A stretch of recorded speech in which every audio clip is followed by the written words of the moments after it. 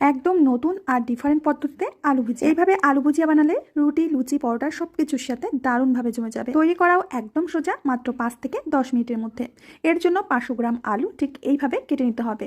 তোমরা ভিডিওতে ঠিক যেভাবে দেখছো এইভাবে আলুগুলোকে লম্বা লম্বা ফালি দিয়ে কেটে নিতে হবে। এরপরে এই আলুগুলোকে ঠান্ডা জলের মধ্যে খুব ভালো করে ধুয়ে নিতে হবে। ভালো করে ধুয়ে জল ঝরিয়ে শুকিয়ে নেব।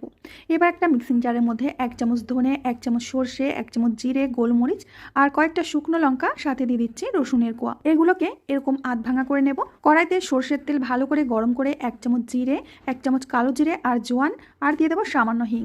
এগুলোকে হালকা করে ভেজে নিয়ে এবার কেটে রাখা আলুগুলো দিয়ে ভালো করে নেড়েচেড়ে মিশিয়ে নেব। আলুগুলোকে একদম লাল লাল করে ভেজে নিতে হবে। আর পুরো রান্নাটাই কিন্তু হাই ফ্লেমে করবে।